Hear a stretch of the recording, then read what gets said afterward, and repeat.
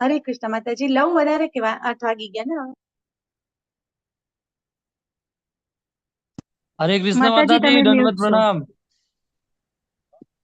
હરે કૃષ્ણ માતાજી, તમે મ્યુટ છો માતાજી. હરે કૃષ્ણ. આવે છે અવાજ મારો? હા માતાજી. હવે ખૂબ ખૂબ ધન્યવાદ લીલામોહિની માતાજી, ખૂબ સુંદર કીર્તન કીધું તમે. ખૂબ ખૂબ ધન્યવાદ. હરે કૃષ્ણ સર્વ ભક્તોને. તો આજે આપણે ફરીથી અધ્યાય 2 ની ચર્ચાઓ કરવા માટે સાથે મળી ચૂક્યા છે. 8 વાગ્યાનો પ્રાઇમ ટાઈમ છે અને ઉનાળાના દિવસો છે, બધાને આઈસ્ક્રીમ ખાવા જવા ફરવા માટેની બહુ ઈચ્છા થતી હોય આ ટાઈમમાં, અને આપણે અહીંયા ભેગા થયા છે કૃષ્ણની ચર્ચાઓ કરવા માટે, ભગવાનની ચર્ચાઓ કરવા માટે.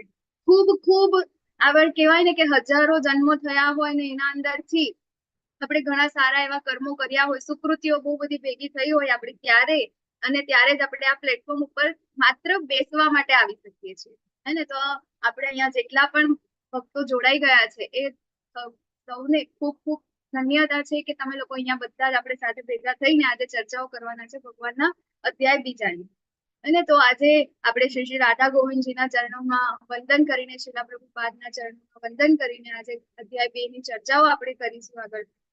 એના પહેલા ફરીથી જે લોકો જોડાઈ ગયા છે તે સૌનું ખૂબ ખૂબ હૃદયપૂર્વક સ્વાગત છે. મને જે લોકો સ્ક્રીન પર જોવાઈ રહ્યા છે, અમરીશ કૃષ્ણદાસ પ્રભુજી છે, હરે કૃષ્ણ પ્રભુજી, સપના માતાજી, નીરુબેન માતાજી, રવિ દોશી પ્રભુજી, જિગ્નેશ ગોસાઈ પ્રભુજી, કૃષ્ણકુમાર ગુપ્તા પ્રભુજી, પરેશ શાહ પ્રભુજી, સુરક્ષા માતાજી, ગૌરવ પ્રભુજી, દીપિકા પટેલ માતાજી, વર્ષા ગઢિયા માતાજી, અને તેમ છતાં બીજા બધા જે લોકો વિડીયો ઓફ કરીને જોડાયા છે તે સૌનું ખૂબ ખૂબ હૃદયપૂર્વક સ્વાગત છે. તો શ્રી રાધા ગોવિંદા કી જય. હરે કૃષ્ણ શ્રીલા માતાજી. પ્રભુપાદ કી જય. હરે કૃષ્ણ. મંગલાચરણ થી આપણે શરૂઆત કરીશું. ગુરુના ચરણોમાં આપણે વંદન કરીશું. ઓમ અજ્ઞાન તિમિરાંધસ્ય જ્ઞાનાંજન શલાકયા ચક્ષુરુન્મિલિतं येन તસ્મૈ શ્રી ગુરુવે નમઃ. શ્રી ચૈતન્ય મનોભીષ્ટં સ્થાપિतं येन ભૂતલે સ્વયં રૂપ કદા મह्यं દદાતિ સ્વપદાન્તિકં. વંદેહં શ્રી ગુરુઃ श्रीयुतपदकमलं श्रीगुरुन् वैष्णवांश्च श्रीरूपं साग्रजातं सहगण रघुनाथान्वितं तं सजीवम् साद्वैतं सावधूतं परिजनसहितं कृष्ण चैतन्य देवम् श्रीराधा कृष्ण पादान् सहगण ललिता श्री विशाखान्वितांश्च. हे कृष्णा करुणा सिंधु दीनबंधु जगत्पते गोपेश गोपिका कांत राधा कांति नमोस्तुते.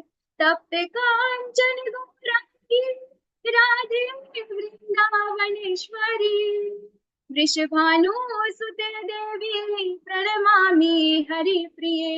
वाञ्छाकल्पतरुभ्यश्च कृपा सिन्धुभ्यैव च पतितानां पावनेभ्यो वैष्णवेभ्यो नमो नमः. नमः ॐ विष्णुपादाय कृष्णपृष्ठाय भूतले श्रीमते भक्तिवेदान्त स्वामिनीति नामिने. नमस्ते सरस्वते देवे गौरवाणी प्रचारिणे निर्विशेष शून्यवादी पाश्चात्य देश तारिणे. जय श्री कृष्ण चैतन्य प्रभु नित्यानंद श्री अद्वैता गदाधर श्रीवासादि गौर भक्त वृंद. हरे कृष्ण कृष्ण कृष्ण कृष्ण हरे हरे हरे हरे हरे हरे राम राम हरे राम राम राम राम राम राम राम हरे हरे हरे. हरे कृष्ण. हरे हरे कृष्ण. हरे कृष्ण. हरे कृष्ण. हरे कृष्ण प्रभुजी. તો ગઈકાલે આપણે ચર્ચાઓ કરી અધ્યાય 1 ની કુરુક્ષેત્રની યુદ્ધ ભૂમિ પર સૈન્ય નિરીક્ષણ. આજે આપણે ચર્ચા કરવા જઈ રહ્યા છે અધ્યાય 2. અધ્યાય 2 નું નામ છે, અહીંયા તમે લોકો જોઈ શકો છો એમ, ગીતાનો સાર. બરાબર? કેમ આપણે ગીતાનો સાર કેમ કીધું? કોઈ આન્સર આપશે? એના પહેલા આપણે અધ્યાયના નામ વિશે જાણી લઈએ, પછી આપણે ગઈકાલની થોડી ઘણી ચર્ચા કરીશું અડધા મિનિટ માટેની. ગીતાનો સાર કેમ? બીજા અધ્યાયનું નામ. હરે કૃષ્ણ માતાજી. હરે કૃષ્ણ પ્રભુજી. ગીતાના સારમાં એવું છે કે અર્જુને વિષાદ યુગમાં જે પહેલો અધ્યાય હતો અર્જુનનો વિષાદ, એમાં એની જે મનોવ્યથા હતી એના ભગવાન કૃષ્ણ આમાં જવાબ આપે છે અને કે છે આપણે શરીર નથી. હરે કૃષ્ણ. અવાજ નથી આવી રહ્યો પ્રભુજી, કે ખાલી મને જ નથી આવ્યો?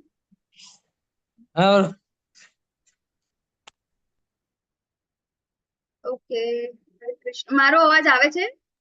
હા માતાજી, માતાજી પ્રભુજી મારા mute ફોન ઉપર થઈ ગયા કોલ છે. આવ્યો હતો એટલે અવાજ નતો આવ્યો માતાજી. Okay okay okay, thank you પ્રભુજી. હરે કૃષ્ણ. હા બરાબર. તો અહીંયા ગાડી આપણે આગળ ભગવદ ગીતામાં જેટલી પણ ચર્ચાઓ કરવા જઈ રહ્યા છે એ દરેક તમામ વસ્તુ ભગવાને ભગવદ ગીતાના બીજા અધ્યાયમાં આપી દીધી છે. બરાબર. આમ જોવા જઈએ તો ભગવદ ગીતા જે છે એ બીજા અધ્યાયમાં પૂરી થઈ જાય છે, કારણ કે શોર્ટ જે ઉપર છેલ્લું જે છે એ બધું જ ભગવાને આના અંદર આપણને આપી દીધું છે. ગઈકાલે આપણે જોયું અધ્યાય 1 ના અંદર, હે ને? તો અધ્યાય 1 ને આપણે ટોટલ કેટલા ભાગોમાં વહેંચ્યા હતા? કોઈ આન્સર કરશે?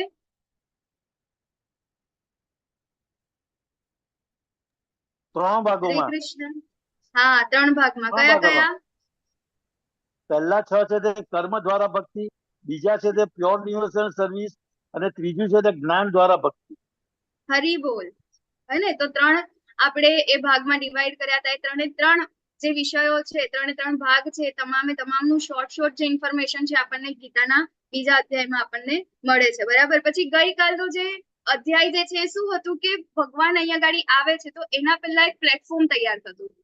બરાબર, કે હવે આગળ શું થવાનું છે. જે ભગવદ ગીતા આપણને મળી રહી છે આપણા માટે, આપણા પ્રશ્નોના જવાબ. બરાબર. તો એ જવાબ માટે ત્યાં આગળ પ્રશ્ન તૈયાર થઈ રહ્યા હતા.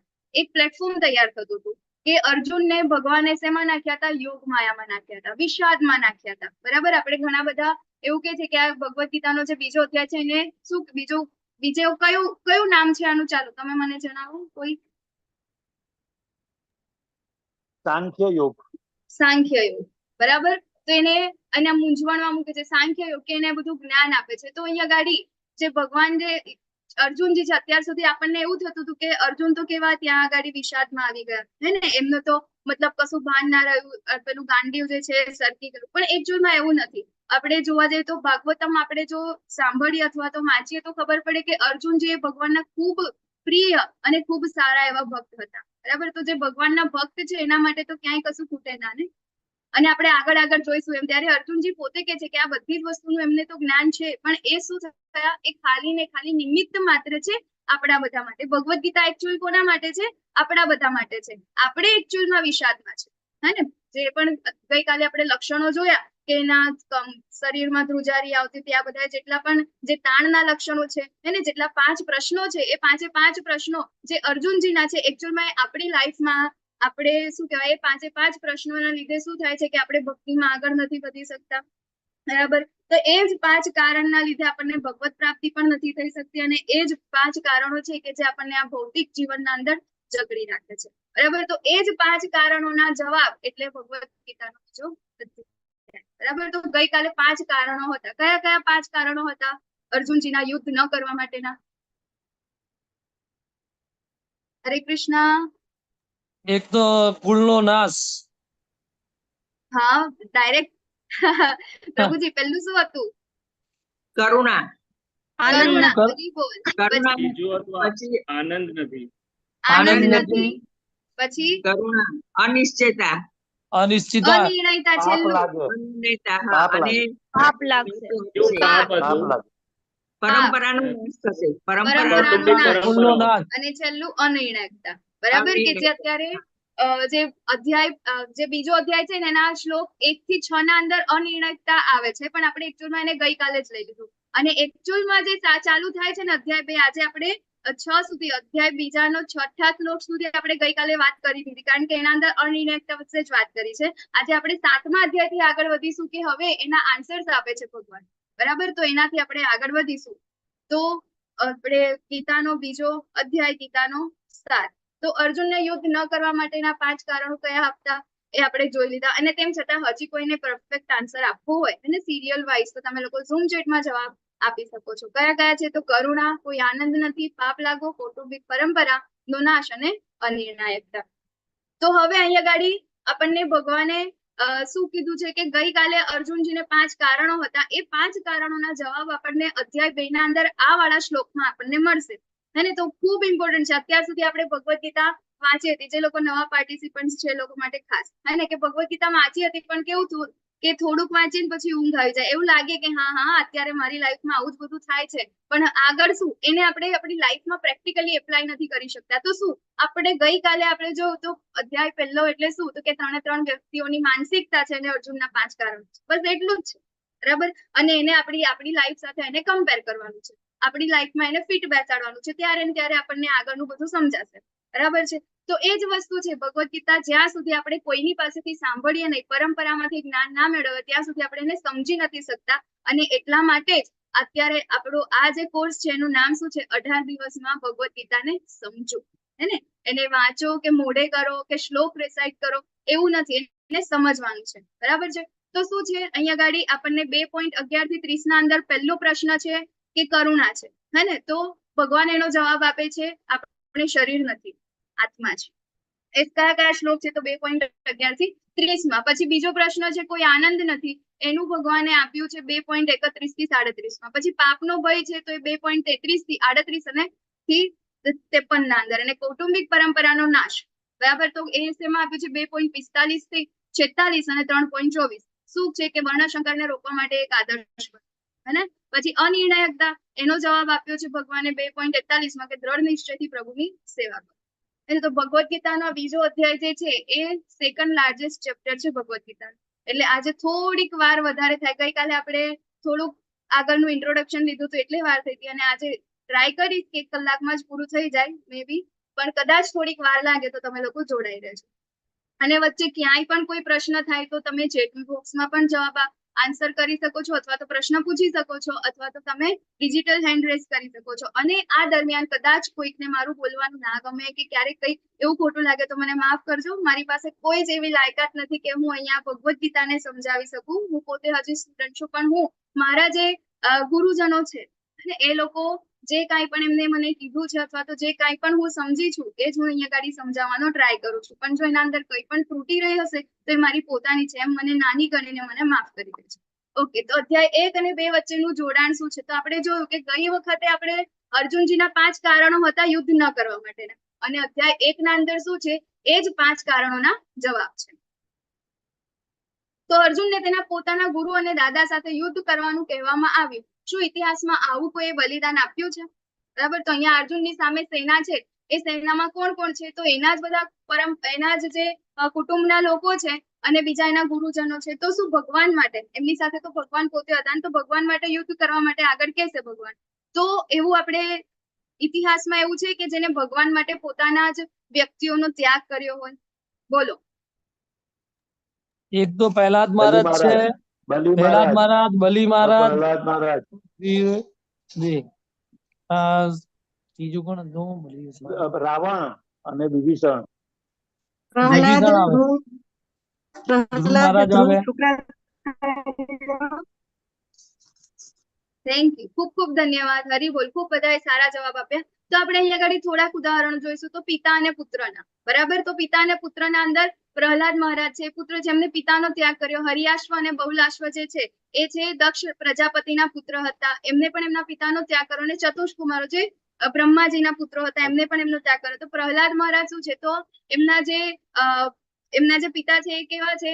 તો એ દૈત્ય વંશના છે, બરાબર. અને પ્રહલાદ મહારાજ છે ભગવાનની પૂજા કરે છે, તો એમને એમના પિતાનો ત્યાગ કર્યો. હરિયાશ્વ અને બહુલાશ્વ જે છે એમને દક્ષ પ્રજાપતિ છે, એમને સંતાનની પ્રાપ્તિ જેટલા માટે એમને એવી ઈચ્છા હતી કે મારા પુત્રો લગ્ન કરે અને આગળ જે પૃથ્વીનું સંચાલન છે એ કરે, બરાબર. પરંતુ એમને નારદજી આવ્યા અને નારદજીએ પછી ભગવાનના વિશે એમને સમજણ આપી, અને એ સમજણ થયા પછી એ બંને ભાઈઓ શું થઈ ગયા? સંન્યાસી બની ગયા. પછી ચતુષ્કુમારો, તો ચતુષ્કુમારોનો જન્મ પણ એવું જ હતું બ્રહ્માજી પાસે કે સૃષ્ટિના સર્જનમાં એમની હેલ્પ કરે. પણ એના માટે પણ ત્યાં પણ કોણ આવ્યું? આપણને નારદજી આવ્યા, અને નારદજીએ એ લોકોને ભગવાન માટેનું જ્ઞાન આપ્યું, અને એ લોકો પણ ભગવાન માટે થઈને એમના પિતાને ત્યાગ કર્યો અને સંન્યાસી બની ગયા. પછી મોટો ભાઈ અને નાનો ભાઈ, તો રાવણ અને વિભીષણ. આપણે જોઈએ કે રાવણ જે છે એની પોતાની આખી લંકાના અંદર ભગવાન રામને ભજવા વાળો ખાલી એક જ વ્યક્તિ હતો. એ કોણ હતો? વિભીષણ. અને જ્યારે ત્યાં આગળ જાય છે ત્યારે આખી લંકામાંથી એક જ જગ્યાએથી અવાજ આવે છે રામ રામ રામ. એ કોણ બોલતું હતું? વિભીષણ. એમને ભગવાન માટે પોતાના મોટા ભાઈનો પણ ત્યાગ કર્યો. પછી પૂજારી અને યજમાન અને શુક્રાચાર્ય બલિ મહારાજ. તો કોણ છે આ? તો એક શુક્રાચાર્ય અને બલિ મહારાજની વાત છે. તો બલિ મહારાજ જ્યારે એમની પાસે ખૂબ ધનવાન અને એમની પાસે મતલબ આખા બ્રહ્માંડના રાજા હતા, ત્યારે એમની પાસે જ્યારે શું કહેવાય આપણા જે વામનદેવ આવ્યા અને એમને એવું કીધું કે મને 3 ડગલા જેટલી જમીન આપો. ત્યારે બલિ મહારાજ એવું કે તમે ખાલી 3 ડગલા શું કરવા માંગો છો? તમારે માંગવું હોય તો હું તમને ગામડાના ગામડા, શહેરના શહેર, અરે તમે કહેતા હોય તો તમને આખું ગ્રહ આપી દઉં, હે ને? મારી પાસે એટલું બધું છે. ત્યારે શુક્રાચાર્ય ત્યાં આગળ જઈને એના કાનમાં કહે છે કે તમે આવું ના કરશો. આ પોતે ભગવાન વિષ્ણુના અવતાર છે. એ ખાલી 3 ડગલામાં તમારું બધી જ સંપત્તિ માંગી લેશે. ત્યારે બલિ મહારાજ શું કે છે કે મારા દાદા કોણ હતા? કોણ છે બલિ મહારાજના દાદા? હરે કૃષ્ણ. પ્રહલાદજી. હા, પ્રહલાદ મહારાજ. હા, પ્રહલાદ મહારાજ. હરી બોલ. Thank you. તો પ્રહલાદ મહારાજ કે મારા તો દાદા છે અને હું પ્રહલાદ મહારાજના પુત્ર થઈને હું મારી પાસે ભગવાન આવ્યા અને હું એમને ના પાડું? તો એમને 3 ડગલાના અંદર એમનું બધું જ છે માંગી લીધું. અને એમના શુક્રાચાર્ય જે છે એમની પણ એમને અવગણના કરી, હે ને? તો એમને ગુરુ કોણ છે? એ શુક્રાચાર્ય એ લોકોના ગુરુ છે. તો હવે ભગવાનની અગેન્સ્ટમાં શુક્રાચાર્ય શું જાય છે? ભગવાનની અગેન્સ્ટમાં કે ના, તમે આમનું ના માનશો, એને એમનું ના કરશો. તો આપણે આગળ જોઈશું તો ગુરુનો પણ આપણે ત્યાગ કરી શકીએ. ક્યારે? કે જ્યારે ભગવાનની અગેન્સ્ટમાં હોય. જો આપણને કૃષ્ણ સુધી ના લઈ જાય તો આપણે ગુરુનો પણ ત્યાગ કરી શકીએ છીએ. પતિ પત્ની, યાજ્ઞિક બ્રાહ્મણ પત્નીઓ. તો એકવાર વૃંદાવનના અંદર એવું થાય છે કે કૃષ્ણ અને બલરામ બધા ગોપ સખાઓ સાથે ત્યાં આગળ એ લોકો રમતા રમતા ક્યાંક દૂર નીકળી જાય છે અને એમને ભૂખ લાગે છે. ત્યારે એમને એવું થાય છે કે અહીંયા ગાડી ક્યાંક યજ્ઞ થાય છે અને ત્યાં આગળ હવે ભોગ અર્પિત કરવાનું કંઈક સ્મેલ આવે છે સારી, તો આપણી ભૂખ ત્યાં આગળ સંતોષાવાની છે. તો એ લોકો ત્યાં આગળ જાય છે અને એ જ વખતે ત્યાં આગળ ભોગ આપતા હોય છે. ત્યારે ત્યાં કૃષ્ણ અને બલરામ જાય છે ત્યારે જે બ્રાહ્મણો છે, યાજ્ઞિક બ્રાહ્મણો, એ એમને ત્યાંથી ના પાડી દે છે આપણને. ત્યારે યાજ્ઞિક બ્રાહ્મણની પત્નીઓ આવે છે અને એ જે ભોગ ત્યાં આગળ લગાવવાના હોય છે એ બંને શું કરે છે? કૃષ્ણ અને બલરામને આપે છે અને એમના પતિઓને કહે છે કે તમે જેના માટે આ કરી રહ્યા છો એ બધું જ એ સામે ચાલીને આપણા ઘરે આવ્યા છે, તમે એમને જ ના પાડો છો. એમ કરીને એમના પતિની પણ અવગણના કરે છે યાજ્ઞિક બ્રાહ્મણ પત્નીઓ ભગવાન માટે. પછી કુટુંબનો આપણે જે લોકોએ ત્યાગ કર્યો કેવા તો કેટલા બધા છે, આપણને જોયા શ્રીલા પ્રભુપાદ છે, ભરત મહારાજ છે, રઘુનાથદાસ ગોસ્વામી છે, ભગવાન ચૈતન્ય મહાપ્રભુ છે, લક્ષ્મણ છે, ભરત છે, પ્રભુપાદ છે, બરાબર. તો આ બધાએ કેવું હતું? પોતાના કુટુંબનો ત્યાગ કર્યો હતો. કોના? ભગવાનની ખુશી માટે, ભગવાનના માટે. આપણે જોઈશું તો અધ્યાય 2 ના અંદર આપણે 5 વસ્તુઓ જોઈશું. તો એક, અર્જુનની અનિર્ણાયકતા. બીજું છે શરીર અને આત્માનું વિશ્લેષણ. ત્રીજું, નિયત ફરજો નિભાવવી. ચોથું, નિષ્કામ કર્મયોગ. અને 5મું છે મુક્ત આત્માના ગુણો. હું ફાસ્ટ તો નથી જઈ રહી ને? મને કહેજો કદાચ બહુ ફાસ્ટ જતી હોય.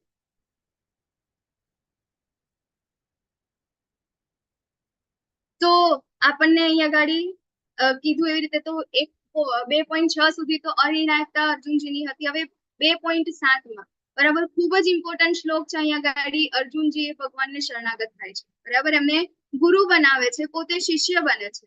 શું કે છે? કાર્પણ્ય દોષો પહત સ્વભાવ પૃચ્છામિ ત્વામ ધર્મ સમ્મૂઢ ચેતા યશ્રેયઃ નિશ્ચિતં બ્રૂહિ તન્મે શિષ્યાસ્તેહં સાધિ માં ત્વામ પ્રપન્ન. હવે હું સંકુચિતતાયુક્ત દુર્બળતાને કારણે મારું કર્તવ્ય ભૂલી ગયો છું અને બધી જ સ્વસ્થતા ખોઈ બેઠું છું. આવી સ્થિતિમાં હું આપને પૂછી રહ્યો છું કે મારા માટે કલ્યાણકારી હોય તે ચોક્કસપણે કહેવાની મને કૃપા કરો. હું હવે આપનો શિષ્ય છું અને આપનો શરણાગત છું. કૃપા કરીને મને પૂછો. આપણે કોઈ સ્કૂલમાં જઈએ, કોઈ કોલેજમાં જઈએ, બરાબર, અને ત્યાં જઈને આપણી સામે જે ગુરુ હોય, હે, તો એને આપણે શરણાગત થઈએ તો આપણને જ્ઞાન મળે કે ના, તમે જે કહો છો એ બધું જ સાચું. અને આપણે એને જો આપણને કશું કે હોમવર્ક આપ્યું હોય કે કંઈ પણ કર્યું હોય, આપણે એની અગેન્સ્ટમાં જઈએ તો આપણને જ્ઞાનની પ્રાપ્તિ થાય. કેવી રીતે થાય? આપણે ઓબ્વિયસલી આપણને જે કાંઈ પણ કહે છે એ બધું જ આપણે ફોલો કરીએ. શિષ્ય એને જ કહેવાય કે જે ગુરુનું જે કાંઈ પણ એ આદેશ આપે છે એનું અક્ષરશર પાલન કરે. તો અહીંયા ગાડી શું કરે છે? અર્જુનજી અત્યાર સુધી એમના મિત્ર હતા, બરાબર, અને બીજા પણ સંબંધ હતા, હે ને? મામા ફોઈના છોકરાઓ હતા. એ લોકો નાનપણમાં, બાળપણમાં સાથે રમ્યા પણ હતા. પણ અત્યારે શું છે કે હવે 5 કારણો છે, હવે એમને કાંઈ જ ખબર પડતી નથી. હવે એમને ખબર પડી છે કે એક જ વસ્તુ છે જે મને આમાંથી બહાર કાઢી શકે છે અને એ છે શરણાગતિ, બરાબર. તો આપણને પણ થાય કે આ જે શ્લોક છે, આપણે પણ લાઈફમાં ઘણી બધી એવી પ્રોબ્લેમ્સ આવે છે જ્યારે આપણને કાંઈ જ ના સૂચે, કઈ જ ખબર ના પડે કે હવે મારે શું કરવું છે. અને આપણે આપણા ગમે તેટલા વહાલા અને નજીકના વ્યક્તિ પાસે પણ આપણે જ્યારે જઈએ ત્યાં પણ આપણને એવો સંતુષ્ટિ થાય એવો કોઈ આન્સર ના મળે અને છેલ્લે આપણને ખાલી ભગવાન જોવાય. થાય છે ને એવું ઘણી બધી વાર કે આપણને બહુ પ્રોબ્લેમ હોય ને ત્યારે આપણે ટેમ્પલમાં જઈએ અથવા તો ભગવાન સામે બેસીએ અને ત્યારે આપણને થોડીક શાંતિની અનુભૂતિ થાય, જાતે જાતે આંખમાંથી આંસુ આવી જાય. અને એવું થાય છે આપણાને. ત્યારે શું કરવાનું, આ જે શ્લોક છે રોજ રાત્રે ઊંઘતી વખતે ખાલી આ શ્લોક આપણે બોલીએ ને, ચોક્કસપણે ગેરંટી છે મારી કે તમને ક્યાંક ને ક્યાંક તો એ રસ્તો મળશે મળશે ને મળશે જ. એટલી શક્તિ છે. બરાબર, શરણાગતિ આપણે સ્વીકારવાની જરૂર છે. તો હવે બરાબર, તો જે રીતે આપણા જીવનમાં કૃષ્ણ કેવી રીતે શરણે જઈ શકીએ, બરાબર, આપણે આપણા જીવનમાં કૃષ્ણની શરણે કેવી રીતે જઈ શકીએ, બોલો. તો તમે લોકો આન્સર આપી શકો છો, ઝૂમ ચેટમાં જવાબ આપો. અહીંયા અર્જુનજી તો ગયા, આપણે કૃષ્ણની શરણે કેવી રીતે જઈ શકાય છે? તો આપણે બીજા એવા જોઈએ ઉદાહરણો કે જે લોકો કૃષ્ણની શરણે ગયા હોય અને એ લોકોને આ એમની સંતુષ્ટિ માટે, મતલબ ભગવાન એમને ઉગારી લીધા હોય. તો અહીંયા ગાડી આપણને પહેલા ચિત્રમાં જોવાય છે. કોણ જોવાય છે? ગજેન્દ્ર મોક્ષ. ગજેન્દ્ર મોક્ષની વાર્તા છે. હરી બોલ, થેન્ક યુ. તો અહીંયા ગાડી ગજેન્દ્ર મોક્ષ છે, બરાબર. તો એકવાર ગજેન્દ્રજી છે એ તળાવમાં જાય છે અને મગર એમનો જે પગ છે એ પોતાના મોઢામાં લઈ લે છે. ગજેન્દ્ર છે ત્યાં તળાવમાં એક ફૂલ હોય છે અને કમળ છે, કમળને ઉપર કરી અને ભગવાનને ખાલી યાદ કરે છે, આંખમાં આંસુ છે કે ભગવાન હવે તમે મને બચાવ્યો, બરાબર. ભગવાનને એ કમળ અર્પણ કરે છે.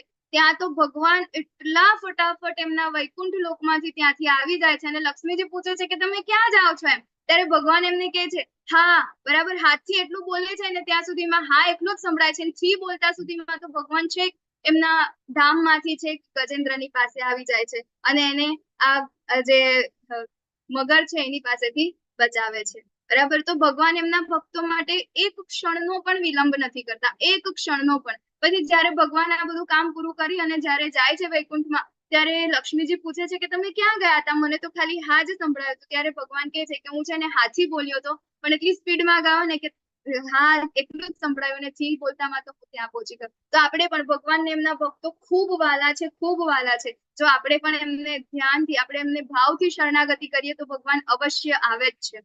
અને ઘણા બધા આપણે ઉદાહરણ છે. બીજું ઉદાહરણ છે બ્રહ્માજી, બરાબર. તો અહીંયા ગાડી બ્રહ્માજી ભગવાનને શરણાગત થાય છે. કેવી રીતે? તો આ વૃંદાવનની ઘટના છે કે જ્યારે વૃંદાવનમાં જયારે ભગવાનનો અવતાર નતો થયો એના પહેલાની, કે જયારે પૃથ્વી ઉપર બહુ જ પાપ વધી ગયા, ત્યારે પૃથ્વી શું કર્યું? પૃથ્વી બ્રહ્માજી પાસે જાય છે અને કહે છે કે હવે મને આમાંથી ઉગારો, કંઈક તો ઉપાય કરો. ત્યારે બ્રહ્માજી પાસે એનો કોઈ ઉપાય નથી અને શિવજી પાસે જાય છે. શિવજી કહે છે કે મારી પાસે પણ આનો કોઈ ઉપાય નથી. ત્યારે શિવજી, બ્રહ્માજી અને પૃથ્વી એ ત્રણે બધા ભગવાન કૃષ્ણ પાસે જાય છે અને ત્યાં આગળ જઈ અને એવું કે છે કે હવે આનું શું ઉપાય છે. ત્યારે ભગવાન એમને કહે છે કે હું સ્વયં, હું પોતે જ ત્યાં આગળ અવતાર લઈ અને જન્મ લઈશ, બરાબર. તો ત્યારે ભગવાન કૃષ્ણ તરીકે આવે છે. ત્યારે બ્રહ્માજીને એવું થાય છે, કારણ કે કૃષ્ણ જયારે વૃંદાવનમાં આવે છે ત્યારે એમના ગોપ સખાઓ સાથે જાય છે ત્યાં, અને કેવું એકદમ સાખ્ય ભાવમાં હોય છે, એટલે બધાનું એકબીજાનું વેઠું ખાતા હોય, એકબીજાને લાતો મારીને રમતા હોય, એવું બધું હોય. ત્યારે બ્રહ્માજીને એવું થાય કે ભગવાને કીધું તું કે હું ત્યાં અવતાર લેવાનું છે, તો આ લોકો તો કેવી રીતે, એમને તો ભોગ લાગે છે, ભોગના કેટલા નિયમો છે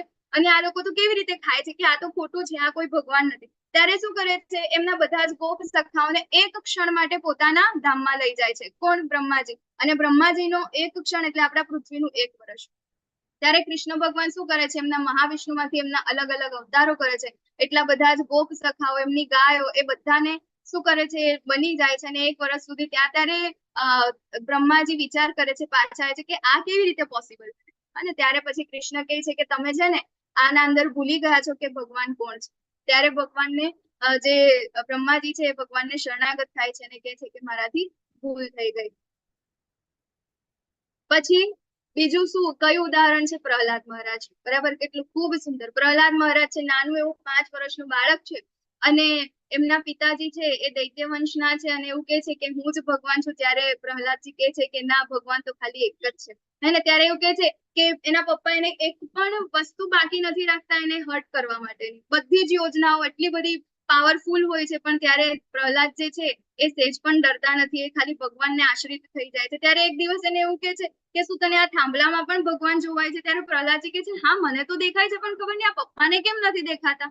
અને ત્યારે પછી બહુ જ કષ્ટ એમના ભક્ત ઉપર આવે છે. એમના પિતાજી બધું જ આખું કહેવાય ને કે ગળો ભરી નાખે છે, બહુ જ ઉપર થઈ જાય. ત્યારે નરસિંહદેવ જે છે ત્યાં આગળ પિલર માંથી બહાર આવી અને એટલા ઉગ્ર અને એટલા ગુસ્સાવાળા અને ત્યાં એ જે એના પિતા છે એને મારી નાખે છે. ત્યારે એ વખતે શું થાય છે કે જે નરસિંહદેવ છે ને ખૂબ ખૂબ ગુસ્સાવાળા, એટલે એમની પાસે પછી એમને શાંત કેવી રીતે કરવા? હવે શાંત તો કરવા પડે ને.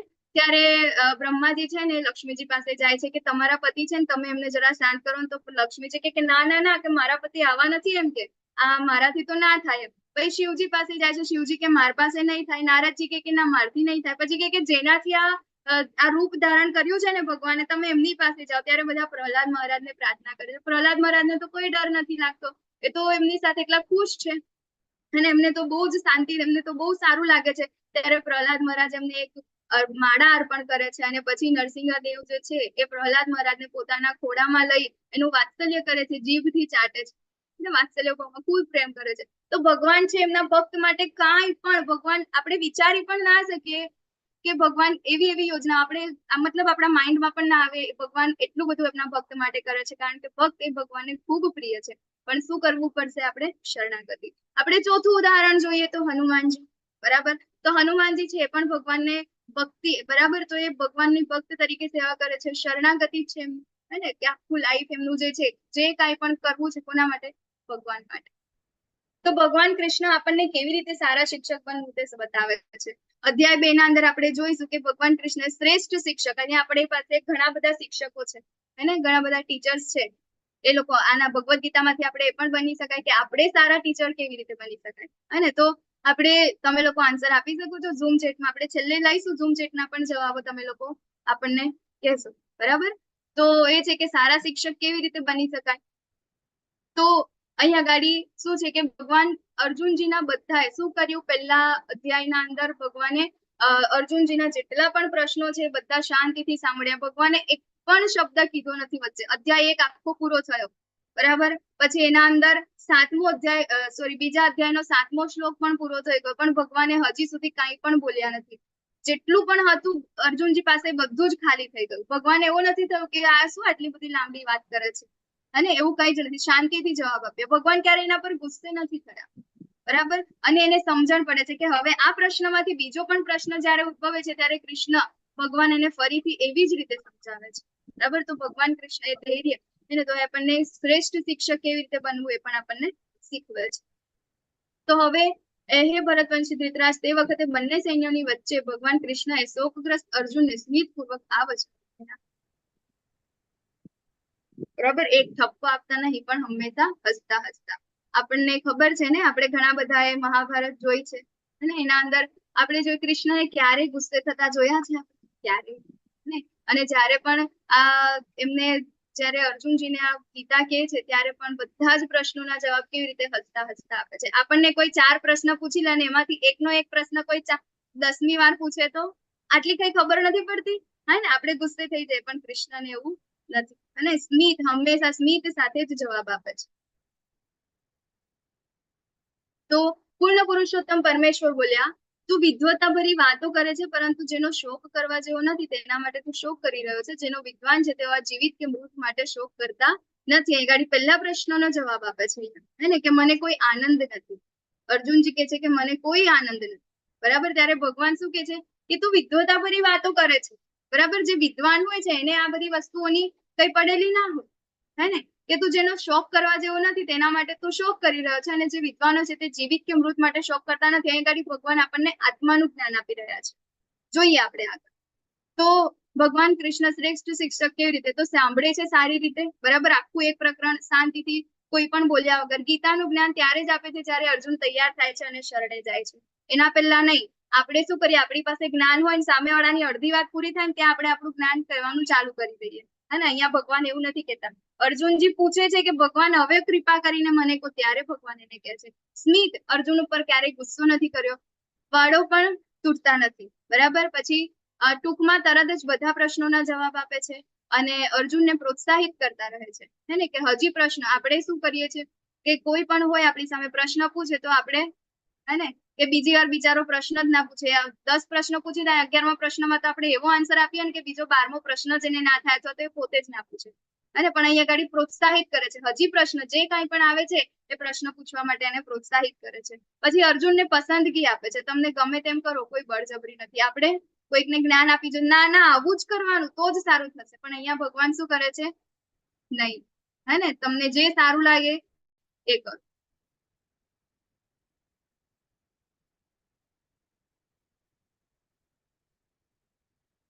તો જ્યારે પણ ભગવાન કૃષ્ણ બોલે છે ત્યારે ભગવદ ગીતા કહે છે ભગવાન ઉવાચ કૃષ્ણ ઉવાચ કેમ. અહીંયા આપણને એવું થાય કે ભગવદ ગીતાના અંદર જેટલા પણ શ્લોક વેદવ્યાસજીએ લખ્યા છે એ બધામાં એવું કીધું છે શ્રી ભગવાન ઉવાચ. કેમ એવું ના લખ્યું શ્રી કૃષ્ણ ઉવાચ? અને કારણ કે વેદવ્યાસજીને ખબર હતી કે પૂર્ણ પુરુષોત્તમ પરમેશ્વર ભગવાન એક જ છે. કોણ છે? કૃષ્ણ છે. બરાબર. વેદવ્યાસજી એટલે તો આપણે કઈ કહેવાય જ ના ને. તો ભગવાન એટલે શું? બરાબર. તો અહીંયા આગળ આપણે ભગવાનની થોડીક ડેફિનેશન લઈશું કે ભગવાન આપણે કોને કહીએ, હે ને. તો એના પહેલા આપણે જોઈએ તો બ્રહ્મ, પરમાત્મા અને ભગવાન. બરાબર. તો બ્રહ્મ એટલે શું? ચાલો કોઈ આન્સર આપો. આત્મા. હા, હરે કૃષ્ણ. બ્રહ્મ એટલે ભગવાન. બ્રહ્મ એટલે ભગવાન. ઓકે, બીજા કોઈ? આત્મા. આત્મા. ઓકે, પછી પ્રકાશ. પ્રકાશ. ઓકે, હરી બોલ. ચાલો જોઈએ આપણે. તો બ્રહ્મ એટલે શું, પરમાત્મા એટલે શું અને ભગવાન એટલે શું? તો બ્રહ્મ એટલે શું? તો એક જ્યોતિ છે, એક પ્રકાશ છે. બરાબર. એક સૂર્યને આપણે લઈએ, બરાબર. તો સૂર્યને આપણે જ્યારે જોઈએ છે તો સૂર્ય એટલે શું કે આ સૂર્યની કિરણ, બરાબર, પ્રકાશ છે. બરાબર. જો એના અંદર હજી આપણે ક્યાંક જઈએ તો આપણને કોઈ ગોળા જેવું લાગે કે હા એની આવી સપાટી છે, બરાબર, એનું આટલું અંતર છે. એ શું છે? પરમાત્મા છે. બરાબર, જે આત્મા. બરાબર. અને છેલ્લે છે ભગવાન, કે સૂર્યના પણ કોઈક સ્વામી છે, વિવસ્વાન કરી. બરાબર. તો એ સ્વામી છે, તો એ શું કોણ છે? ભગવાન છે. પણ ઘણા બધા મોટા ભાગના લોકો શું કરે છે, અહીંયા સુધી જ અટકી જાય છે. ભગવાન એટલે શું કે એક જ્યોતિ, બરાબર, સાકાર, કોઈ નિરાકાર સ્વરૂપના છે ભગવાન. અને જો ભગવાનનું સ્વરૂપ જ ના હોય તો આપણે ચિંતન કોનું કરવાનું? પછી ચિંતન ના થાય ને. બરાબર. તો અહીંયા ગાડી બધા લોકો આટલે જ અટકી જાય છે. આપણે એક ટ્રેનના ડબ્બાનું ઉદાહરણ લઈએ તો આપણે કોઈ રેલવે સ્ટેશન પર ઉભા હોઈએ અને દૂરથી કોઈ ટ્રેન આવતી હોય, બરાબર, ચલો ટનલ છે, ટનલ માંથી કોઈ ટ્રેન આવતી હોય તો સૌથી પહેલા આપણને શું જોવાય? એનો જે લાઇટ જે છે, ફોક્સ છે, એ જોવાય. તો શું એ ટ્રેન છે? નહીં. બરાબર. થોડીક વાર આપણે ઉભા રહીએ, વેટ કરીએ તો આપણને જે પહેલું એન્જિન છે એ આપણને જોવા મળે. તો શું એ એન્જિન છે એ જ આખી ટ્રેન છે? નહીં. બરાબર. એ પરમાત્મા છે, એ પણ અધૂરું જ્ઞાન છે. બરાબર. પ્રકાશ પણ અધૂરું જ્ઞાન છે, પરમાત્મા છે એ પણ અધૂરું જ્ઞાન છે. પણ જયારે આપણે ત્યાં આગળ વધારે પડતો વેટ કરીને ઉભા રહીએ અને આખી જ ટ્રેન જયારે ત્યાં ઉભી રહી જાય છે ને આપણે જયારે એને નરી આંખે જોઈ શકીએ છીએ ત્યારે આપણે કહીએ કે હા આ ટ્રેન છે. બરાબર. તો એ છે ભગવાન. એનું આખું સ્વરૂપ છે. આપણે ખાલી અહીંયા સુધી જ પહોંચ્યા છે ઘણા લોકો. તો સૂર્ય આપણે એવી જ રીતે ઉદાહરણ લઈએ તો સૂર્ય છે, સૂર્યનો પ્રકાશ છે, બ્રહ્મ છે, સૂર્ય ગ્રહ એ પરમાત્મા છે અને સૂર્યદેવ છે ભગવાન. આપણે આ એક ઉદાહરણ તરીકે લઈએ. તો ભગવાન કોને કહેવાય? તો અહીંયા ગાડી પરાશર મુનિએ જે શ્રી વેદવ્યાસજીના જે પિતા છે એમને ભગવાનની એક વ્યાખ્યા આપી છે કે ભગવાન એટલે શું. આપણને ઘણા બધાને કન્ફ્યુઝન હોય કે ભગવાન કોને કહેવાય? શિવજીને ભગવાન કેવા, બ્રહ્માજીને ભગવાન કેવા, વિષ્ણુને ભગવાન કેવા, કે જેટલા પણ દેવી દેવતાઓ છે એ લોકોને ભગવાન કહેવાય, હે ને. આપણને એવું થાય. તો અહીંયા ગાડી એક ડેફિનેશન આપી છે. તો કોણ? તો સુંદરતા, કે આ 6 ઐશ્વર્યો જેની પાસે હોય, આ 6 વસ્તુઓ જેની પાસે હોય એ બધાને બધું ભેગું કરીએ ત્યારે એને શું કહીએ આપણે? ભગવાન કહે છે. અને એ વસ્તુઓ કેવી હોય? બધું જ પૂર્ણ હોય, હે ને, ક્યારેય ખૂટે ના. તો સૌથી પહેલું છે સુંદરતા. બરાબર. તો સુંદરતા ભગવાન પાસે ખૂબ છે. અત્યારે પણ આપણે જો એવું કહેવાય કે કંદર્પ કોટી જે કામદેવ છે, બરાબર, કરોડો કામદેવ છે, કરોડો કામદેવ પણ ભગવાન કૃષ્ણને જોઈને મૂર્છિત થઈ જાય છે. એક કામદેવની પગની એક રજનો એક કણ કોઈને વ્યક્તિને મળી જાય ને તો આખા જેટલા પણ બ્રહ્માંડ છે ને એ બધામાં સૌથી સુંદર વ્યક્તિ એને કહેવાય. એવો એક જે શું કહેવાય પેલા છે એના કરતા કરોડો કામદેવ, બરાબર, એક નહીં પણ કરોડો કામદેવ છે એ ભગવાનને જોઈને મૂર્છિત થઈ જાય છે. એટલી ભગવાનની સુંદરતા. આપણે પણ જયારે જઈએ છીએ ત્યારે આપણને લાગે છે ને ટેમ્પલમાં ભગવાન કેટલા સુંદર છે, આનંદ આવે છે. સમૃદ્ધિ, તો સમૃદ્ધિ જ્યારે એવું કહેવાય છે કે ભગવાનની જે દ્વારિકા નગરી છે ને, બરાબર, તો એ ત્યાં આગળ આ સ્વર્ગલોક છે ને, સ્વર્ગલોક ત્યાં આગળ કઈ જ નથી લાગતું. અને હજારોના હજારો સ્વર્ગલોકમાં જેટલી સંપત્તિ અને સમૃદ્ધિ ના હોય ને એટલું ખાલી ભગવાનની એક દ્વારિકા નગરીમાં સોનાની ચિંતામણીથી, ત્યાં આગળના પથ્થરો કેવા હતા, ચિંતામણી હતા, વૃક્ષો કેવા હતા, કલ્પ વૃક્ષો હતા. અને એટલી ખૂબ સુંદર ભગવાનની એ સમૃદ્ધિ છે. પછી ખ્યાતિ, તો અત્યારે પણ આપણને ભગવાન આપણે જોઈએ કે ત્રેતા યુગના અંદર હે ને શ્રી રામજી આવી ગયા, પછી આપણા દ્વાપર યુગના અંદર કૃષ્ણ આવી ગયા, પણ તેમ છતાં હજી પણ એ લોકોની ખ્યાતિ કેવી છે, એવી ને એવી જ છે. અત્યારે આપણે જોયું ને કે આપણા રામલલા બિરાજમાન થયા ને અયોધ્યામાં, ત્યારે બધાના ઘરે હે ને રામજી પધાર્યા હતા, અને બધાને એવું હતું ને કે મારા ઘરે રામ આયા છે. રામ તો ત્યાં આયા હતા ને, તેમ છતાં આપણને લાગ્યું કે ના, રામ મારા ઘરે, મારા પોતાના મનમાં પણ આયા છે. ખ્યાતિ ભગવાનની હજી સુધી પૂરી નથી થઈ. અને તો ખ્યાતિ ખૂબ, અત્યારે આપણે કોઈ વ્યક્તિ ફેમસ થઈ જાય તો ક્યાં સુધી ફેમસ રહે? ચાલો એને ખૂબ સારા કામ કર્યા હોય તો કેટલા 100 વર્ષ, 200 વર્ષ, 300 વર્ષ પછી, નહીં ને? તો ભગવાનની ખ્યાતિ ખૂબ છે, ઐશ્વર્ય છે ભગવાન પાસે. શક્તિ, શક્તિ કેટલી છે ભગવાન પાસે? તો એક ટચલી આંગળીમાં ગોવર્ધન ગિરિધારી, બરાબર, ગોવર્ધન પર્વતને ઉચકી રાખે છે. જેટલા પણ બાળપણના અંદર એમના કંસ મામાએ રાક્ષસો મોકલ્યા છે, એને હથિયાર વગર ભગવાન એને મારી નાખ્યા છે. એટલી શક્તિ છે ભગવાન પાસે. જ્ઞાન, જેટલા પણ વેદ છે, બરાબર, 4 વેદ છે, 18 પુરાણ છે, 108 ઉપનિષદ છે, એ બધા જ જે શાસ્ત્રો છે આપણા, એ બધી જ વસ્તુનું જ્ઞાન કોની પાસે છે? ભગવાન છે. એનો સાર કોણ છે? ભગવાન છે. ભગવાન પાસે ખૂબ જ્ઞાન છે. ત્યાગ, ત્યાગ આપણે કહેતો એમને ગમતી જે વૃંદાવન નગરી છે, બરાબર, એમને વૃંદાવન પણ એમને પોતાના આગળના એમના ભક્તો માટે એમનો પણ ત્યાગ કર્યો, બરાબર. રામજી છે, રામજીએ પણ એમના પોતાના જે શું કહેવાય, પોતાનું જે એમનું કુટુંબ હતું, બરાબર, પોતાનું જે રાજ સિંહાસન એમને મળવાનું હતું, એ બધાનો ત્યાગ કર્યો. તો ત્યાગ, આપણે ભગવાન જેવો ત્યાગ ના કરી શકે. ત્યાગ પણ કેવો કે કોઈ જ ના કરી શકે. તો આ 6 ઐશ્વર્ય જેની પાસે હોય એને આપણે ભગવાન કહીએ છીએ. અને આ 6 ઐશ્વર્ય આપણને કૃષ્ણમાં જોવા મળે છે. તો ભગવાન કોને કહીએ? તો હું કોણ છું? ભગવાન હવે અહીંયા આગળ આત્માનું જ્ઞાન ચાલુ કરે છે. પહેલો પ્રશ્નનો જવાબ અર્જુનજીનો કરુણા, બરાબર. ત્યારે ભગવાન કહે છે કે તું ખોટી ચિંતા કરે છે, કારણ કે જેની ચિંતા કરવા જેવી નથી એની તું ચિંતા કરે છે. તો શું કે છે અહીંયા ગાડી? હું કોણ છું, હે ને? દેહિનોસ્મિન યથા દેહે કૌમારમ યૌવનમ જરા તથા દેહાંત પ્રાપ્તિર્ધીરતસ્ત્ર ન મુહ્યતે. જેમ દેહધારી આત્મા આ શરીરમાં બાળપણથી યુવાનીમાં અને પછી વૃદ્ધાવસ્થા સુધી સતત પસાર થાય છે, તે જ રીતે મૃત્યુ પછી આત્મા બીજા શરીરમાં જાય છે. ધીર પુરુષ આવા પરિવર્તનથી ભ્રમિત થતો નથી, હે ને? કે તું ખોટો અહીંયા ગાડી ભ્રમિત થાય છે, પણ અહીંયા શું છે? તું આત્મા નથી. કોણ છે? આત્મા છે, શરીર નથી, બરાબર. તો હું શરીર નથી, આત્મા છે, માટે એની ખોટી ચિંતા કરવા જેવી નથી. શું આત્માનો નાશ થઈ શકે? કેમ એની ચિંતા નથી કરવાની? તો અહીંયા ગાડી આત્માના લક્ષણો કે છે ભગવાન. તો શું છે કે આત્મા ક્યારેય કોઈ શસ્ત્રથી કાપી શકાતો નથી, તેને અગ્નિથી બાળી શકાતો નથી, કે પાણીથી ભીનો કરી શકાતો નથી, કે પવનથી સૂકવી શકાતો નથી. જો આ કન્વિક્શન આપણને આવી જાય કે હું શરીર નથી, હું આત્મા છું, અને આત્મા તો અજર અમર છે, એને કઈ કશું જ ના થઈ શકે, તો આપણને કોઈનો ડર લાગે? ના લાગે. અને અત્યારે આપણે જેટલી પણ આપણી પ્રોબ્લેમ્સ છે, બધું છેલ્લે શું થાય? આપણને ડર લાગે, અને પણ આપણને ખબર પડી જાય કે હું આત્મા છું, મારું કોઈ કશું જ ના કરી શકે, તો આપણને કોઈનો ભય નથી લાગતો, બરાબર. કરુણા, હે ને? તો અહીંયા ગાડી એ છે કે એનો આપણે કોઈ શોક કરવા જેવો જ નથી, કારણ કે આપણે શું છે? આત્મા છીએ, શરીર નથી. પછી શું કે છે કે એવું ક્યારેય ન હતું કે જ્યારે હું ન રહ્યો હોઉં કે તું ન રહ્યો હોય, અથવા તો આ બધા રાજાઓ ન રહ્યા હોય, અને એવું પણ નથી કે પછી ભવિષ્યમાં આપણને બધા નહીં હોઈએ. સામે અર્જુનજી જોવે છે કે આટલા બધા મારા સગાવાલાઓ છે, મારા ગુરુજનો છે, એ લોકોને મારીને હું શું કરીશ? મારું હૃદય કરુણાથી દ્રવી ઉઠ્યું છે. ત્યારે ભગવાન એને કહે છે કે શું શોક ના કર, કારણ કે તારી સામે જે ઉભા છે ને એ ખાલી શરીર છે, આત્મા, બરાબર. તો એ તું શરીરને જોઈને તારા અંદર કરુણા આવે છે કે તું એને મારી નાખીશ, પરંતુ એના અંદરની જે આત્મા છે એ તો ક્યારેય મરવાની નથી. અને એવું પણ ના વિચારીશ કે તું અત્યારે આને મારી નાખીશ તો એનું બધું પૂરું થઈ જશે, કારણ કે એ પહેલા પણ હતા અને ભવિષ્યમાં પણ હશે. કારણ કે ભગવાન કહે છે કે એવું ક્યારેય નથી બન્યું કે તું ક્યારેય ન હતો કે આગળ રહેવાનો નથી, બરાબર.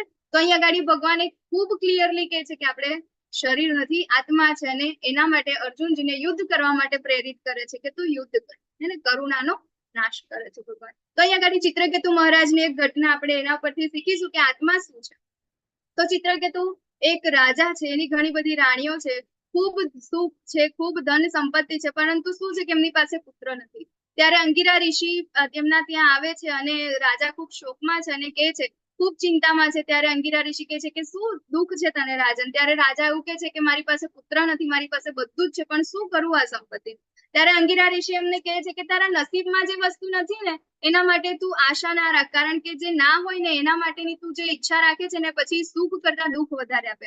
ત્યારે ચિત્રકેતુ મહારાજ કહે છે કે કઈ વાંધો નહીં, તમે મને મારે જે કાંઈ પણ થશે હું જોઈ લઈશ, પણ મને પુત્રની પ્રાપ્તિ કરાવો. ત્યારે અંગિરા ઋષિ એમના યોગના બળેથી એમને એક પુત્રની પ્રાપ્તિ કરાવે છે. જે રાણીથી એમને પુત્ર પ્રાપ્તિ થાય છે ત્યારે જે ચિત્રકેતુ મહારાજ છે એમને એ રાણી એટલી ખૂબ પ્રિય થઈ જાય છે કે બીજી બધી રાણીઓ એના ઉપર ઈર્ષા કરવા લાગે છે કે આપણા સાથે તો હવે આ રાજા છે એટલું બધું આવતા નથી, બોલતા નથી, આપણને સારું નથી રાખતા. ત્યારે એમને બાળક પ્રત્યે ઈર્ષા થઈ છે કે આ જે કંઈ પણ થયું છે આ બાળકના લીધે થયું છે, બરાબર. ત્યારે શું કરે છે, એક દિવસ યોજના બનાવે છે અને ચિત્રકેતુ મહારાજના એ બાળકને ઝેર આપીને મારી નાખે છે.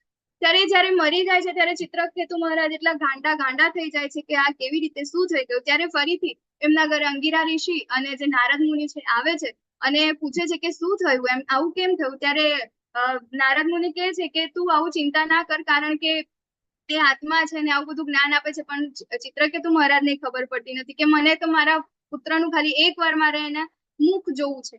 ત્યારે જે નારદ મુનિ છે એમના યોગ બળેથી ફરીથી આત્માને ત્યાં બોલાવે છે અને બાળકની આત્મા આવે છે અને એવું કહે છે કે તારા પિતા તારી સાથે વાત કરવા ઈચ્છે છે. ત્યારે એ બાળકની આત્મા છે એવું કહે છે કે કયા પિતા? મારા તો કેટલા બધા જન્મો થઈ ગયા છે, કેટલી બધી યોનિમાં જન્મો થઈ ગયા છે, કઈ યોનિના કયા પિતા મારી સાથે વાત કરવા માંગે છે? ત્યારે ચિત્રકેતુ મહારાજ આ સાંભળીને એટલો શોખ થાય છે કે મેં જેના માટે આટલું બધું કર્યું, આ મતલબ હવે અને આ પુત્ર મને એવું કહે છે કે મારા પિતા કોણ છે? ત્યારે એ બાળકની આત્મા જે છે એ ચિત્રકેતુ મહારાજને આત્મા વિશેનું જ્ઞાન આપે છે, બરાબર. અને ત્યારે પછી એ આગળ ચિત્રકેતુ મહારાજ પણ એમનું જીવન વ્યતીત કરે છે, શોકમાંથી દૂર થાય છે. તો હવે અહીંયા ગાડી કે છે બીજો પ્રશ્ન. પહેલા પ્રશ્નનો જવાબ ભગવાને આપી દીધો, શું હતું? કરુણા, હે ને, કે આગળ જે બધા છે એ લોકોને મને મારું હૃદય દ્રવી ઉઠ્યું છે, મારે શું કરું? ત્યારે ભગવાન કહે છે કે આ ચિંતા ના કર, કારણ કે બધા શું છે, આત્મા છે, શરીર નથી, અને આત્માને તું મારી શકવાનો નથી, માટે તું એના માટેની કરુણા ના કર. બીજો પ્રશ્ન છે કે કોઈ આનંદ નથી. એનો જવાબ અહીંયા આગળ ભગવાન આપતા કે છે કે હે કુંતી પુત્ર, જો તું યુદ્ધમાં હણાઈ જઈશ તો સ્વર્ગ પ્રાપ્તિ કરીશ, અથવા જો તું જીતી જઈશ તો પૃથ્વીના સામ્રાજ્યનું સુખ ભોગવીશ. તેથી દ્રઢ નિશ્ચયપૂર્વક ઉભો થાને યુદ્ધ. અર્જુનજી કહે છે કે મને કોઈ આનંદ નથી, હું શું કરું? આ લોકોને મારીને, મારા જ સગાવાલાઓ છે એ લોકોને મારીને મને જે કાંઈ પણ મળવાનું છે એનું પણ હું શું કરીશ? હું કોને બતાવીશ? કોની સાથે સુખેથી રહીશ? બરાબર. ત્યારે ભગવાન એને બે વસ્તુ કહે છે કે જો તું યુદ્ધ કરીશ ને અને જો એના અંદર તું હણાઈ જઈશ ને, મતલબ કે તારો પરાજય થશે ને, તો પણ શું થશે કે તું ક્ષત્રિય છે, બરાબર. તો લોકો એવું કહેશે કે ચાલો યુદ્ધમાં લડતા લડતા વીર ગતિને પ્રાપ્ત થયો છે, તો ત્યારે એ પણ ખ્યાતિ વધશે. અને જો તું યુદ્ધના અંદર જીતી જઈશ ને, બરાબર, અને સ્વર્ગની તો પ્રાપ્તિ થવાની જ છે ને, બરાબર. કે સોરી, જે યુદ્ધ જે છે અને વીર ગતિ પ્રાપ્ત થશે અને સ્વર્ગની પ્રાપ્તિ થશે. અને જો તું એ યુદ્ધ જીતી પણ જઈશ તો અહીંયા ગાડી સ્વર્ગનું જે સુખ, જે પૃથ્વીનું સુખ છે, બરાબર, રાજપાટ જે છે એ બધું મળવાનું છે, તું એની પ્રાપ્તિ કરીશ. તો તારા બંને હાથમાં તો લાડુ છે, તો આનંદ શેનો નથી? બરાબર. ભગવાન એને ઠપકો પણ આપે છે, મેળું માર છે કે આ બંને વસ્તુ, તારા બંને હાથમાં લાડુ છે, તું યુદ્ધ કરીશ, જીતી જઈશ તો પણ તને ફાયદો છે, અને નહીં અને તું હારી જઈશ તો પણ તને ફાયદો છે, પણ યુદ્ધ ન કરવા માટે તો તારો કોઈ ફાયદો નથી, કારણ કે તું તો ક્ષત્રિય છે. ક્ષત્રિય વ્યક્તિ જો યુદ્ધ મેદાનમાં આવીને એવું કે મારે યુદ્ધ ના કરવું, તો પછી લોકો એના પાછળ કેવી કેવી વાતો કરશે કે આ ક્ષત્રિય થઈને યુદ્ધનું મેદાન છોડીને જતો રહ્યો. અને ક્ષત્રિય માટે આનાથી વધારે ખરાબ વાત તો શું કહેવાય કે લોકો એની આવી વાતો કરે, બરાબર. તો ક્ષત્રિયનો મિનિંગ જ એવું છે, ક્ષત્રાયતે, ક્ષ એટલે કે ધર્મ, અને બરાબર, અને ત્રાયત એટલે કે રક્ષા કરવી. તો નિર્દોષ જે નબળા વ્યક્તિઓ છે એ બધા લોકોની રક્ષા કરવી, ધર્મની રક્ષા કરવી એ ક્ષત્રિયનું કામ છે, બરાબર. તો તારું કામ જે છે તું તારું નિયત કામ કર, બરાબર. તો તને કોઈ આનંદ નથી એવું તો તું કહીશ જ નહીં, કારણ કે આ જો તું યુદ્ધ કરીશ તો તને જે બે કાંઈ પણ પરિણામ મળશે એ બંને પરિણામમાં તારો તો ફાયદો જ છે, માટે તું યુદ્ધ કર, નિશ્ચયપૂર્વક ઉભો થાને યુદ્ધ કર, દ્રઢ સંકલ્પ, હે ને. તો અહીંયા છે જો એ શું કહેવાય, યુદ્ધ હારી જશે તો સ્વર્ગની પ્રાપ્તિ થશે, અને જીતી જશે તો અહીંયા પૃથ્વીની પ્રાપ્તિ થશે, સુખ ભોગવશે. તો હવે તારા શત્રુઓ અનેક પ્રકારના કડવા વેણથી તારું વર્ણન કરશે અને તારા સામર્થ્યને ધિક્કારશે. તારા માટે આનાથી વધારે દુઃખદાયી બીજું શું હોઈ શકે? હે ને, કે જો તું યુદ્ધ છોડીને જતો રહીશ તો તારા શત્રુઓ છે કેટલી બધી કડવાવેણથી કેટલી બધી વાતો કરશે, હે ને, કે જો ડરીને જતો રહ્યો ક્ષત્રિય જ યુદ્ધ છોડીને જતો રહેશે, અને આવું ક્યાં સુધી, હે ને, કેટલા મતલબ પેઢીઓની પેઢીઓ આવું ચાલશે કે આ તો જતો રહ્યો, અને આનાથી વધારે દુઃખપૂર્વક બીજું તો કઈ હોઈ નહીં શકે. પછી છે પાપનો ભય, બરાબર. અર્જુનજી કહે છે કે મને પાપ લાગે છે. તો હવે પાપનો ભય, તો આ બુદ્ધિ યોગમાં પ્રયાસ કરવામાં કોઈ હાનિ નથી કે હાસ્ય પણ નથી, અને આ માર્ગ કરેલી થોડી સી પ્રગતિ પણ વ્યક્તિનું મહાન ભયમાંથી રક્ષણ કરી શકે છે. શું કહે છે ભગવાન અહીંયા આગળ? બુદ્ધિ યોગની વાત કરે છે, બરાબર, કે આપણું જે નિયત કર્મ જે છે આપણે જયારે કરીએ છીએ અને ભગવાને આપણને જે આદેશ આપેલો છે એ આદેશનું આપણે જયારે પાલન કરીએ છીએ ત્યારે આપણે જે મહાન ભય, આપણો મહાન ભય, સૌ બધા વ્યક્તિઓનો મહાન ભય શું હોય? શું હોય? બોલો, ચાલો તમે આન્સર આપો મને. સૌથી માણસનો મોટામાં મોટો ભય કે મોટામાં મોટો ડર શું હોઈ શકે? મૃત્યુ. મૃત્યુનો ભય સૌથી ભય હોય છે. મૃત્યુનો ભય, ઓકે. પણ મૃત્યુ પછી પણ, હે ને, મૃત્યુ પછી પણ મને બીજું કઈ યોનિમાં જન્મ મળશે, બરાબર, એ મહાન ભય છે, હે ને, કે આપણે મૃત્યુથી કે આપણે શું કહીએ છીએ કે ભાઈ મર્યા પછી આ થશે તે થશે, બરાબર, મરી જવું એ તો એના પહેલાનો તો છે, પણ એના પછીનો મહાન ભય એ છે કે આપણે એના પછી કઈ યોનિમાં આપણો જન્મ થશે, મહાન ભય છે. તો તું તારું આ નિયત કર્મ તને જે ભગવાને કીધું છે એ તું કામ કરીશ તો તારું મહાન ભયમાંથી રક્ષણ થશે.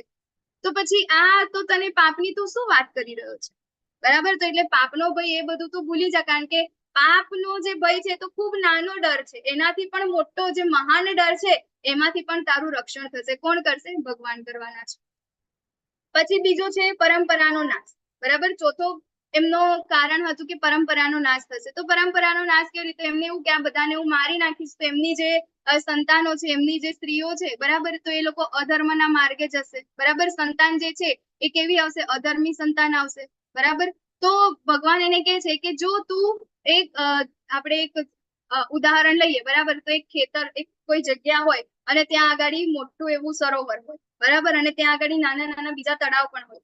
તો હવે આપણે ખેતરના અંદર કામ છે પાણીનું, સિંચાઈનું કામ આપણે કરવાનું છે, તો એ નાના નાના કુવામાંથી પણ થશે અને મોટા સરોવરમાંથી પણ થશે. પણ જો એ મોટું સરોવર ના હોય, નાના નાના હશે, તો થશે. પણ જો ત્યાં આગળ એક મોટું સરોવર હશે અને નાના નાના કુવા નહીં હશે તો પણ થઈ જશે ને, બરાબર. તો એવી જ રીતે અહીંયા આગળ કહે છે કે ધર્મ જે છે, તો તારા ત્યાં આગળ જો યુધિષ્ઠિર એકવાર મહારાજ બનશે તો યુધિષ્ઠિર એ ધર્મનો જે રાજા બનશે, બરાબર. તો એ એવી જે પ્રણાલી છે એ એવા ધર્મને ત્યાં આગળ જન્મ આપશે કે આ બધી જ વસ્તુ જે છે ઓટોમેટિક બધું સારું થઈ જશે, બધા લોકો ધર્મના માર્ગે ચાલશે. અને બીજું કે તું અહીંયાથી જે યુદ્ધ કરીશ ને તો તું એક ધર્મ તો તું પોતે જ પ્રસ્થાપિત કરવાનો છે. શું કે અહીંયા ગાડીથી તું નવી કે શું કહે, કોઈ દિવસ રણ છોડીને ભાગવું નહીં, બરાબર, યુદ્ધ કરવાનું, ધર્મના માટે યુદ્ધ કરવાનું, હે ને. તો એ માટે તો તું પરંપરાનો નાશ તો થયો, કારણ કે પોતે જ પરંપરા તું સ્થાપિત કરવાનો છે. કઈ સ્થાપિત કરે? કે આપણે ધર્મ માટે લડવાનું છે, બરાબર. પણ જો ધર્મ માટે આપણે લડીએ નહીં તો એક ખોટો મેસેજ પાસ થશે ને આગળની પેઢીઓને, કે તું અત્યારે ભાગી જશે તો આગળવાળા પણ જે પણ પેઢી આવશે એ પણ આવું જ કરશે ને. ધર્મ માટે જયારે યુદ્ધ કરવાનું હોય, લડવાનું હોય, ત્યારે એ લોકો પણ ભાગી જશે.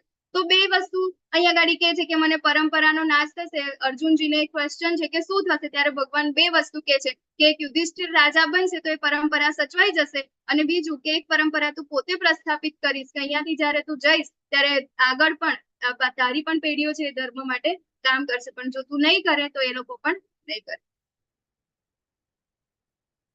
પછી શું છે? હે કુરુનંદન, જે મનુષ્ય માર્ગ પર છે તેઓ ઉદ્દેશમાં દ્રઢ સંકલ્પ વાળા હોય છે.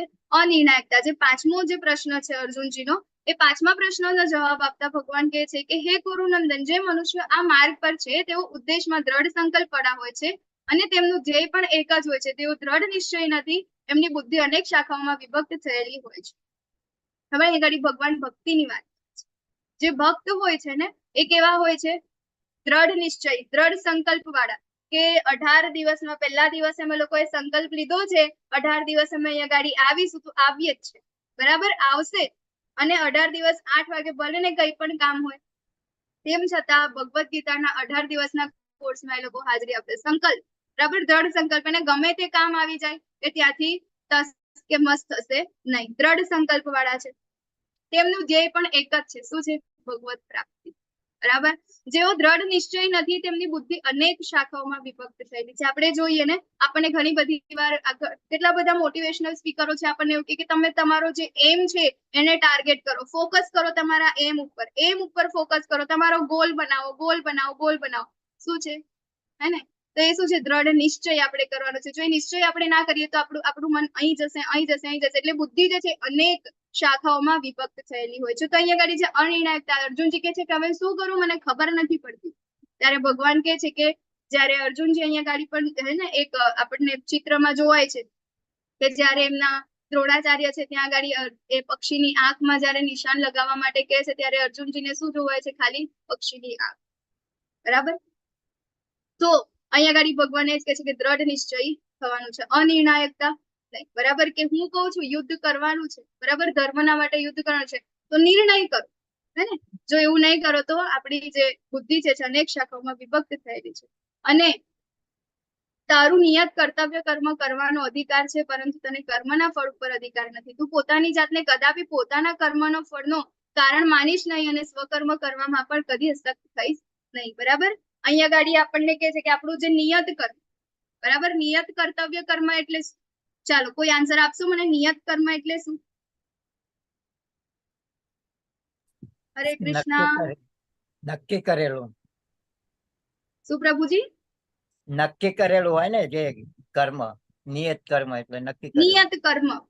નિયત કર્મ એટલે ગુણ પ્રમાણે જે કર્મ કરવામાં આવે. હા, હરી બોલ. થેન્ક યુ પ્રભુજી. તો ગુણ પ્રમાણે નક્કી કરવામાં આવ્યું. બરાબર. કે આપણે જે કંઈ પણ કાર્ય અત્યારે આપણે જે કરીએ છીએ આપણે નિયત કર્તવ્ય છે, હે ને? કે સવારે આપણે જે ઘરમાં રહીએ છીએ, બરાબર, તો ઘરમાં આપણને અમુક કામ આપેલા છે, આપણા ગુણ પ્રમાણે જે આપણે કામ કરીએ છીએ બધા કેવા છે? નિયત કર્મ, કર્તવ્ય કર્મ છે. તો એ આપણે બધા જ કર્તવ્ય કર્મ છે. તો આપણને કર્મ કરવાનો અધિકાર છે. રોજ આપણે ફેમિલી માટે કમાવાનું છે, આપણે નોકરી કરવા જવાનો અધિકાર છે. લેડીઝ છે અથવા તો એ પણ નોકરી કરે છે, ઘરનું કઈ કામકાજ કરે છે, માતાજી છે, એ બધા કરે છે. તો શું છે? એનું કર્તવ્ય છે એ કામ કરવું. બરાબર. પરંતુ આપણે એવું છે કે હું મારા બાળકને આવું રાખું અને મારું બાળક પછી મોટું થઈને અથવા તો એ પછી મને આવું આપે કે આવું કરે, એનો અધિકાર આપણને નથી. આપણે માત્ર ને માત્ર કર્મ કરવાનો અધિકાર છે, નિયત કર્તવ્ય કર્મ કરવાનો અધિકાર છે.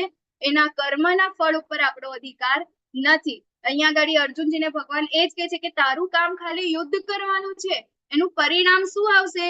આગળ વાળા તારી આગળ જે પણ વ્યક્તિઓ છે એનું પરિણામ શું આવશે? અહીંયા હણાઈ જશે કે શું થશે એ વિચારવાનું એનું કામ તારું નથી. બરાબર. કારણ કે તારું કામ ખાલી ને ખાલી એ કર્મ કરવાનું છે. તો પોતાની જાતને કદાપી પોતાના કર્મના ફળોનું કારણ માનીશ નહીં. તો તું યુદ્ધ કરીશ અને તને એવું લાગે છે કે તું આ કર્મ કરીશ અને સામેના વ્યક્તિઓ જે છે એની સાથે જે કાંઈ પણ થશે એ તારા લીધે થશે ના. બરાબર. કારણ કે આગળના અધ્યાયોમાં આપણે જોઈશું કે આપણે જેટલા પણ જન્મ લઈએ છીએ, આપણે અત્યારે આપણું જેટલી પણ સફરિંગ છે આપણી લાઈફમાં, આપણી સાથે જે કાંઈ પણ સુખ દુઃખ જે કાંઈ પણ આવે છે એ બધા માટે જવાબદાર છે. બરાબર. તો એના માટેનું કારણ આપણે તું પોતાની જાતને માનીશ નહીં, એને સ્વકર્મ ન કરવામાં પણ કદી આસક્ત થઈશ નહીં. એનું સ્વકર્મ છે યુદ્ધ કરવું. બરાબર. તો એ યુદ્ધ ન કરવામાં આસક્ત નથી થવાનું. ગઈકાલે આપણે જોયું આસક્તિ અને સ્નેહ. બરાબર. તો અહીંયા ગાડી શું છે? સ્નેહ. જોઈને સ્નેહ હોય, બરાબર ને? તો અહીંયા શું છે કે ધર્મ માટે યુદ્ધ છે. જો એ આગળના બધા જ લોકો સાથે યુદ્ધ ન કરે ને કૌરવોને નહીં હરાવે તો કેટલો બધો અધર્મ ઓલરેડી વધી ગયો છે ને, તો બીજા લોકો પણ અધર્મના અંદર જ થશે ને. તો એ ખાલી એને યુદ્ધ ન કરવા માટે બીજા કેટલા બધા લોકો સફર થશે, હે ને? તો અહીંયા ગાડી એવું કીધું છે કે આસક્ત નથી થવાનું. બરાબર. કે તારી સામે તારા જ વ્યક્તિઓ છે એના માટે તું આસક્તિ દાખવી રહ્યો છે, તો આસક્ત નથી થવાનું, પણ સ્વકર્મ આપણા જે કાંઈ પણ છે એ આપણે કરવાનું છે. પૂર્ણ પુરુષોત્તમ પરમેશ્વર બોલ્યા, હે પાર્થ, મનુષ્ય જ્યારે મનમાં ઉદ્ભવતી ઇન્દ્રિય તૃપ્તિની સર્વ કામનાઓનો પરિત્યાગ કરે છે અને જ્યારે આ પ્રમાણે વિશુદ્ધ થયેલું તેનું મન આત્મામાં જ સંતોષ પ્રાપ્ત કરે છે ત્યારે તે વિશુદ્ધ દિવ્ય ચેતનમાં રહેલું સ્થિત પ્રજ્ઞ કહેવાય છે. અહીંયા આગળ આપણને ખૂબ સારું જ્ઞાન આપે છે ભગવાન કે આપણી ઇન્દ્રિય તૃપ્તિ. બરાબર. ઇન્દ્રિય. બરાબર. તો આપણી ઇન્દ્રિયો જે છે એ ભાગમ ભાગ કરે છે, હે ને? તો ઇન્દ્રિય તૃપ્તિ માટે આપણે જે કાંઈ પણ કામના જે છે એનો શું કરવાનો છે? પરિત્યાગ કરવાનો છે. તો કથિત રીતે નિર્દોષ સિંચન અતૃપ્ત વાસના અને ક્રોધમાં કેવી રીતે પરિવર્તિત થઈ શકે અને વ્યક્તિના પતનનું કારણ બને? આપણે આગળ જોઈએ છે કે ઇન્દ્રિય તૃપ્તિથી આપણે આપણું પતન કેવી રીતે થઈ શકે, હવે તો ઇન્દ્રિય વિષયોનું ચિંતન કરવાથી મનુષ્યને તેમાં આસક્તિ થાય અને આવી આસક્તિથી કામના ઉત્પન્ન થાય છે અને કામનાથી ક્રોધ ઉદ્ભવે છે. કેવી રીતે? તો ઇન્દ્રિય વિષયનું ચિંતન. તો મને શું ઇન્દ્રિયનું વિષય કે હા મને આ પેલી મર્સિડીઝ ગમે છે, બરાબર. એકવાર ખાલી મનમાં એવું થયું કે આ શું કહેવાય મર્સિડીઝ છે, ખૂબ સારી છે, આપણે ક્યાંક સાંભળ્યું છે અથવા તો જોયું છે, અને મારા મનમાં મેં સતત એનું ચિંતન કરું છું કે મર્સિડીઝ મર્સિડીઝ મર્સિડીઝ.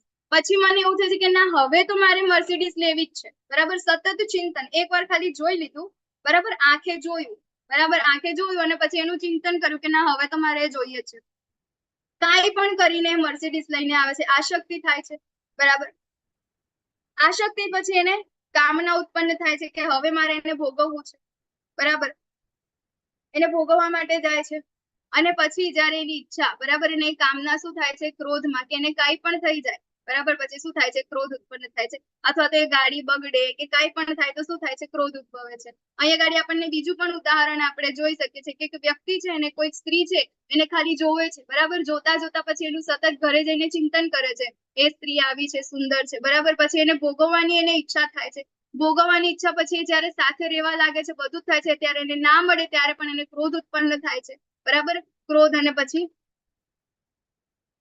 ક્રોધમાંથી પૂર્ણ મોહ ઉત્પન્ન થાય છે અને મોહથી સ્મરણ શક્તિનો વિભ્રમ થાય છે, બરાબર. શું થાય છે જયારે ગુસ્સો આવે છે, ક્રોધ, ત્યારે મોહ ઉત્પન્ન થાય છે અને એનાથી મોહથી સ્મરણ શક્તિનો વિભ્રમ થાય છે કે એને જે કાંઈ પણ સારું ખરાબ જે કાંઈ પણ યાદ છે એને કઈ ખબર જ નથી પડતી. ક્રોધના અંદર આપણને પણ જોઈએ છે ને, જયારે આપણે ગુસ્સામાં હોય છે આપણને નથી ખબર હોતી કે આપણે શું બોલીએ છીએ અને શું કરી રહ્યા છે, અને એના પછી જયારે થોડોક ટાઈમ જયારે લેપ્સ થઈ જાય પછી આપણને ખ્યાલ આવે કે ના મેં તો બહુ ખોટું કર્યું છે, અને ત્યારે શું થાય છે સ્મરણ શક્તિનો નાશ થાય છે. જયારે સ્મરણ શક્તિ ભ્રમિત થઈ જાય છે ત્યારે બુદ્ધિ નષ્ટ થઈ જાય છે. આપણી જે સારી બુદ્ધિ છે, જે સારી જગ્યાએ કામ કરે છે, અથવા તો આપણી બુદ્ધિ જેવી છે, બરાબર, એ બુદ્ધિનો નાશ થાય છે અને એ બુદ્ધિ નષ્ટ થવાથી મનુષ્ય સંસાર કૂપમાં પુનઃ પતન પામે છે. ત્યારે શું થાય છે ફરીથી આને આ જ જન્મના અંદર આને આ જ મૃત્યુ લોક જેને આપણે કહીએ, બરાબર, ભૌતિક જગતના અંદર ફરીથી એનું પતન થાય છે અને પુનઃ પતન થાય છે, બરાબર. તો એ ફરીથી આ ચક્ર ચાલ્યા જ કરે છે. ઇન્દ્રિય તૃપ્તિથી શું થાય છે કે એને એની ચિંતન થાય છે, બરાબર. ચિંતન કરવાથી એની આસક્તિ થાય, આસક્તિથી ક્રોધ, ક્રોધથી સ્મરણ શક્તિનો નાશ થાય, સ્મરણ શક્તિનો નાશ થાય એટલે બુદ્ધિ ભ્રમિત થઈ જાય, બુદ્ધિ નષ્ટ થઈ જાય એટલે અહીંયા પતન થાય, બરાબર છે. આવી જ રીતે તો અટેચમેન્ટ, કોઈ વસ્તુને આપણે ઓબ્જેક્ટ અને સેન્સીસ જે આપણી જે કઈ પણ ઇન્દ્રિય છે એની સાથે અટેચમેન્ટ થાય, અટેચમેન્ટથી લસ્ટ, બરાબર. એના પછી એંગર થી ડેલ્યુઝન આવે છે, ડેલ્યુઝન થી બાયલવર્મેન્ટ ઓફ ધ મેમરી, બરાબર. તો મેમરી લોસ થઈ જાય અને ઇન્ટેલિજન્સ લોસ થાય છે અને પછી ડાયરેક્ટ ફોલ, પતન થઈ જાય છે. તો આજે આપણે આ જોયું કે અર્જુનના 5 કારણો હતા યુદ્ધ ન કરવા માટેના. ભગવાને એને 5 કારણોના જવાબ આપ્યા. કરુણા કે આપણે શરીર નથી, આત્મા છે, બરાબર. પછી આ કોઈ આનંદ નથી, તો અહીંયા ગાડી ભગવાન કહે છે કે સ્વર્ગ કે રાજ્ય, બરાબર. કોઈ આનંદ કેમ નથી? યુદ્ધ કરીશ તો 2 વસ્તુ તને પ્રાપ્ત થશે, કાં તો તું જીતી જઈશ કાં તો હારી જઈશ. જીતી જઈશ તો પછી તને પૃથ્વી લોકનું સુખ ભોગવવા મળશે અને હારી જઈશ તો સ્વર્ગ લોકનું. પાપનો ભય, તો એ ભક્તિ પ્રવૃત્તિ કોઈ પાપ નથી, બરાબર. અહીંયા ગાડી એને કીધું છે મને પાપ લાગે છે, ભગવાન કહે છે કે હું કહું છું, ભગવાનના આદેશોનું આપણે પાલન કરીએ છીએ, બરાબર. તો એ શું છે ભક્તિ પ્રવૃત્તિ છે અને એના અંદરથી આપણા મહાન ભયનો પણ નાશ થઈ જાય છે, અને ભક્તિ આપણે કરીએ તો મહાન ભયનો નાશ થાય છે. તો આ તો નાનો અમથો ભય છે, બરાબર. પછી શું છે કૌટુંબિક પરંપરાનો નાશ છે. તો વર્ણશંકરને રોકવા માટે એક આદર્શ બનવાનું છે, હે ને. શું આદર્શ? તો એને 2 કીધું કે યુધિષ્ઠિર પણ ધર્મની સ્થાપના કરશે અને પોતે પણ એક ધર્મની સ્થાપના કરી રહ્યો છે, બરાબર. પછી અનિર્ણાયકતા, તો અનિર્ણાયકતા અંદર કીધું ભગવાન કે દ્રઢ નિશ્ચયથી પ્રભુની સેવા કરો, હે ને, ભગવાનની સેવા કરો. ભગવાને જે કીધું છે એને ખાલી તટી રહો, હે ને, તો એનાથી પણ શું થશે અનિર્ણાયકતા છે જતી રહેશે. તો અહીંયા ગાડી આપણે ચેપ્ટર 2 કન્ક્લુડ કરીએ છીએ. વાંછા કલ્પતરુભ્યશ્ચ કૃપા સિંધુભ્યઃ વચ્ચ પતિતાનાં પાવનેભ્યો વૈષ્ણવેભ્યો નમો નમઃ. અનંત કોટિ વૈષ્ણવ કી જય. શ્રીલા પ્રભુપાદ કી જય. ભગવદ ગીતા કી જય. શ્રીલા પ્રભુ મહારાજ કી જય. जय श्री कृष्ण चैतन्य प्रभु नित्यानंद श्री अद्वैत गदाधर शिवासादि गौर भक्त वृंद. हरे कृष्णा कृष्ण कृष्ण हरे हरे, हरे राम राम राम हरे हरे. हरे कृष्ण. હરે કૃષ્ણ. માતાજી. કોઈને પણ પ્રશ્ન હોય તો આપણે તમે લોકો પ્રશ્ન પૂછી શકો છો, અને મારાથી કઈ પણ ભૂલ થઈ હોય